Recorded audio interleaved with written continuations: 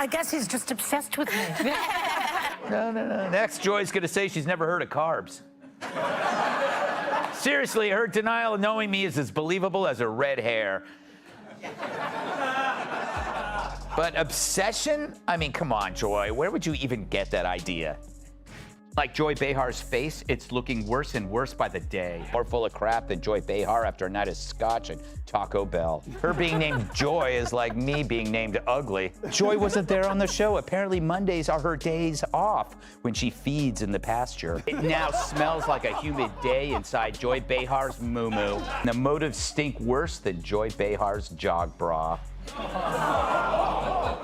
I mean, assuming she jogs. Oh, wait, there she is.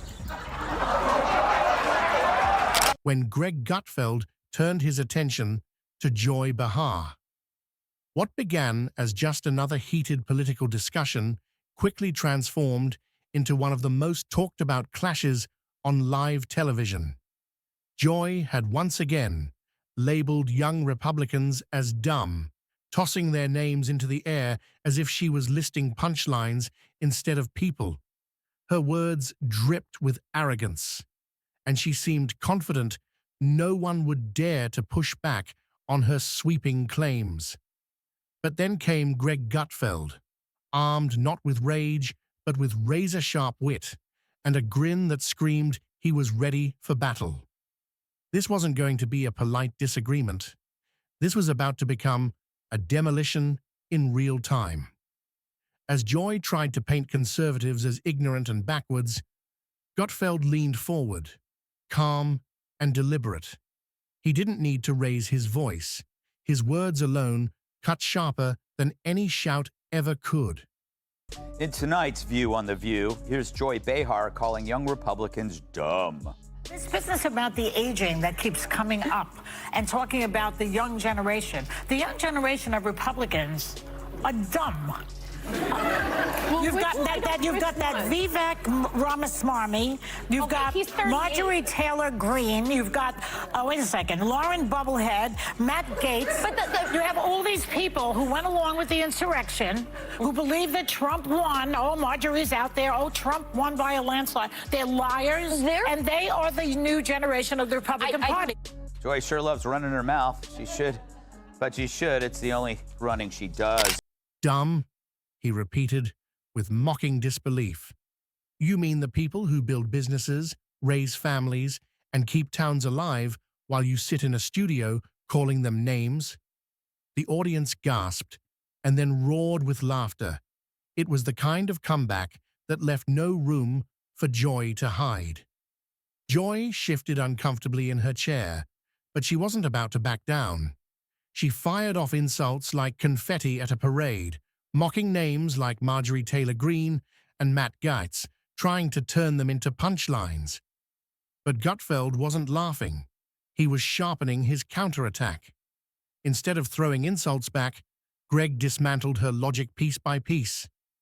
If you call people dumb just because they disagree with you, he smirked.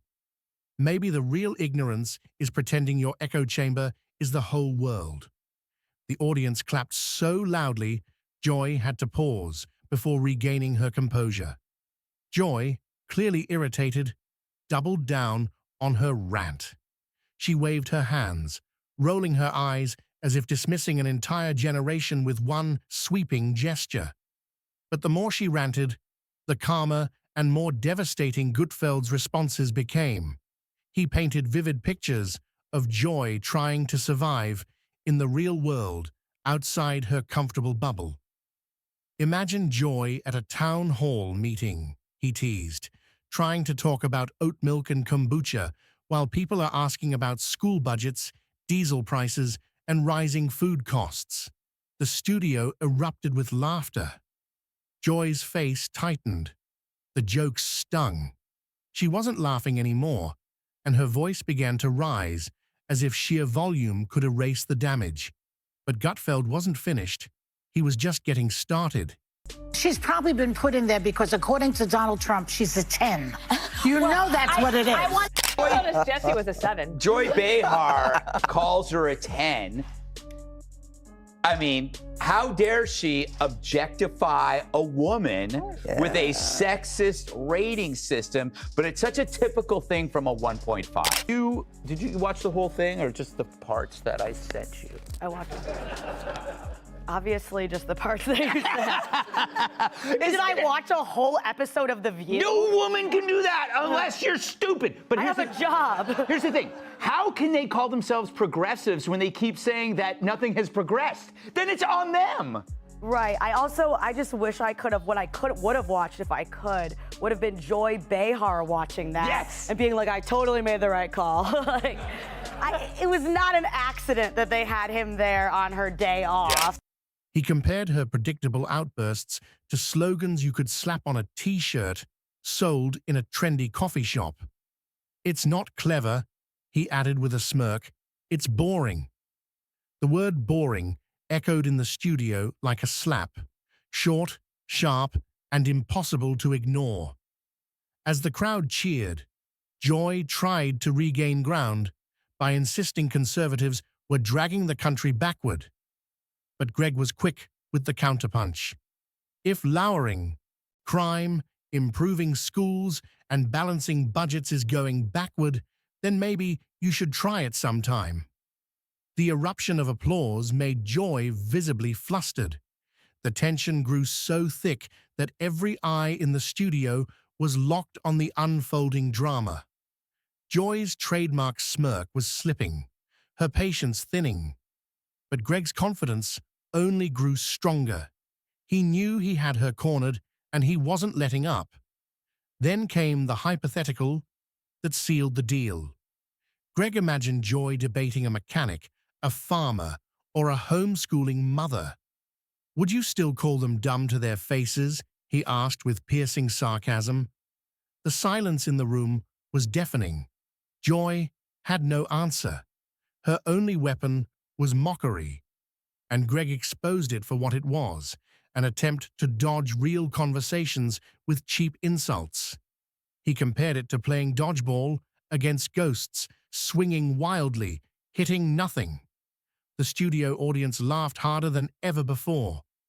Joy's frustration boiled over, her voice trembling as she tried to claw her way back with more jabs at conservatives. But every jab was met with an even sharper counter, and the crowd wasn't on her side anymore. They were laughing with Greg. Of course, there's as much a chance that Trump will be impeached as there is a Joy Behar ever seeing her feet. The Washington Post ran a fluff bomb celebrating centrist Democrat women, going gaga over their resumes, mom energy, and group chat chemistry. But in this journalistic stroke job, not a single policy position was mentioned, which is weird. That's like doing a profile on me and not mentioning my many bodybuilding awards. Thank you. Greg didn't stop there.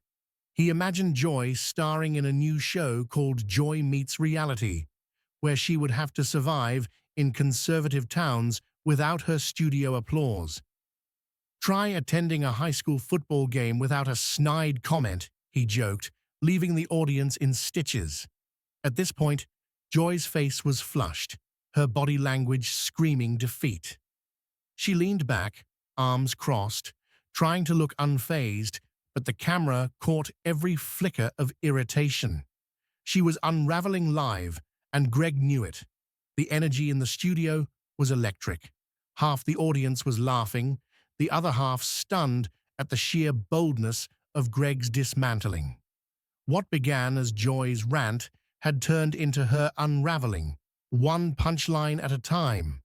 And just when viewers thought Greg was done, he leaned back with that signature smirk and delivered another blow, soft, calm, but devastating. If the only way you can win an argument is by calling people dumb, he said, maybe you're not winning at all. The room shook with applause, and Joy could only sit there fuming. Joy Behar, never one to stay silent, tried to recover by sneering at conservatives once more. But the more she spoke, the more the crowd seemed to drift toward Greg's side, laughing at his effortless wit rather than clapping for her tired insults. Greg didn't even look rattled. With his calm smirk, he reminded the audience that progress isn't owned by one party. It's earned through hard choices, testing ideas in the real world, and actually solving problems. His words sliced through Joy's talking points like glass breaking under pressure. Well, she had that one Halloween where she went as Diana Ross and she felt she was treated differently. You know, I also just, he also came off as just extremely likable. Yeah. I know that they booed him when they heard certain things, but it was hard to watch that and get mad at him or think he's a jerk. So I think maybe being in an environment like that could make somebody very irritated beyond the ability to do that, but he really pulled it off. What did you make of it? Joy Behar, the comedian that inspired me to be a cab driver. She proved yet again how dumb she really is on The View when she pointed out that people in East Palestine voted for Trump. Roll this. I don't know why they would ever vote for him, for somebody who, by the way, he placed someone with deep ties to the chemical industry in charge of the EPA's Chemical Safety Office. That's who you voted for in that district. Donald Trump, who reduces all safety. Ooh, you can hear the audience gasp. God, The View's so bad I'd rather watch Jerry Nadler do naked jumping jacks. Joy couldn't contain herself any longer. She slammed her hand on the table, her voice rising to a near shout. "These people are ignorant," she barked, trying to pull the audience back on her side. But her words only made Greg's job easier. He leaned back, almost laughing at how easy it had become. "If calling millions of Americans dumb is your best argument," he said, with a smirk, "then maybe it's time you take a long look in the mirror." The studio clapped so loudly, Joy nearly drowned in the noise. Her eruption was now undeniable. Her face red, her voice trembling, her insults tumbling out without rhythm or purpose. It was the meltdown that everyone watching would remember. The moment when her confidence shattered under the weight of Gutfeld's unshakable delivery. Greg wasn't done. He twisted the knife with humor, sharp enough to sting for weeks.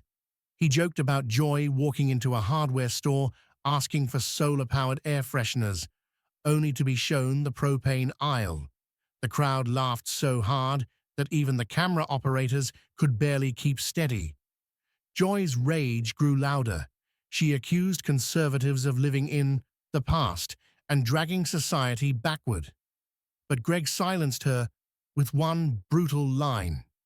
If protecting families, building communities, and balancing budgets is the past, then maybe the future you want is the real problem. The crowd went wild. Her meltdown became more dramatic. She raised her arms, she rolled her eyes, she spat out names like a broken record. But nothing could undo the precision of Greg's strikes, each one landing harder than the last. Greg pressed further with satire that hit like lightning. He imagined a reality show where Joy tried to survive 1 week in Middle America. No, she wouldn't have. Yeah, she's just there. She's just basically inherited that spot. Maybe they can't move her. Yeah, that could be. That could be it. Fossilized. Yes, it's like she's grown Yeah. into it. Like those people that they find on Yes, sofas and they're like stuck. Yes. They have to take and they find the remote control and a fold. She's a tree person. She's a tree person, Kat. She's a tree. Shouldn't it, when somebody says something like these people are dumb, shouldn't there be an app that then like connects these people together and they have to prove that they're smarter? One football game, one grocery trip, one church service. Let's see how long she lasts. The laughter was explosive, drowning out Joy's desperate rebuttal. Joy, furious, snapped, "That's ridiculous." But her words sounded hollow compared to the roaring laughter that followed Greg's remarks. She was on defense now, and Greg knew it. He delivered another stinging punchline, mocking her reliance on applause as validation. Without a studio audience clapping every 5 minutes, would you even know what you believe? The laughter was so intense that Joy had to sit back, fuming in silence. By now, her meltdown was undeniable. a live television eruption fueled by frustration, pride, and the crushing weight of defeat. The contrast between Greg's cool composure and Joy's fiery outburst couldn't have been sharper. And then came the killer blow. Greg looked straight at the camera and said, "When the only thing you have left is calling people dumb, maybe you're not debating anymore. You're just afraid of the truth." The crowd stood on its feet, clapping and laughing as Joy's fury reached a boiling point. The eruption had happened. Joy Behar, rattled and undone, while Greg Gutfeld sat calm, composed, and victorious. The clash was more than an argument. It was a spectacle, a demolition wrapped in comedy, and it left the studio buzzing with shock and laughter. Joy tried one last desperate attempt to regain control of the conversation. She waved her hands, tossed out exaggerated claims, and leaned into the same talking points she always relied on. But the audience wasn't buying it anymore. They had seen through the act. To cancel them. And this has got to stink, you know, because Joy Behar, she's lashing out at Gen Z for acting like the economy left them behind. They feel left behind by the economy, and they also see everybody trying to not age. So Oh, please, get a job. No, but they have jobs. No, they have to work multiple jobs. There's a million job openings in this country. Life is so Get a important. job. Talk to any of our They've staff. also lived through a pandemic. They've lived through the worst of times. I'm raising 2 Gen Zers, so I want to just defend them a little bit. Kind of makes you like Joy Behar for a second. That'll never happen. I think Bigfoot expresses exactly the problem of so many entitled, aging elites. I got mine, what's your problem? The problem is not everybody can be as talented and as beautiful as Joy Behar. Not everyone can have the glorious opportunity to shine on an intelligent vehicle like The View. But here's the deal. Yeah. When I hear Joy Behar, I hear the dying gasp of a malicious, self-centered generation. I'll be dead soon. She tried to fight back with accusations, but her words collapsed under the weight of Greg's satire. Each sentence from him was short, sharp, and impossible to ignore. It was like watching a master dismantle a sandcastle with a single wave. Greg pointed out the irony of Joy's so-called progressive stance. If nothing has progressed in your world, Joy, then maybe the problem isn't progress, it's perspective. The line hit like lightning, and the audience responded with roaring applause. By this point, Joy wasn't debating. She was lashing out. Her words lost focus. Her tone grew shrill, and her body language screamed defeat. It was an eruption, a meltdown, and a live TV disaster all rolled into one. Greg leaned back smiling, letting her spiral further, knowing he had already won. The contrast was stunning. Joy red-faced and shouting, Greg cool and composed, dismantling her with nothing but wit and logic. He imagined one last scenario for her, a trip across America without cameras or applause, just reality. "Try asking a farmer about inflation, Joy," he said with a grin. "See if they clap for your jokes when the price of gas is double what it used to be." The crowd erupted in laughter, and Joy's fury deepened. Her face was now a mask of frustration, eyebrows raised, lips tight, voice cracking as she tried to shout over the applause. But nothing could save her. It was too late.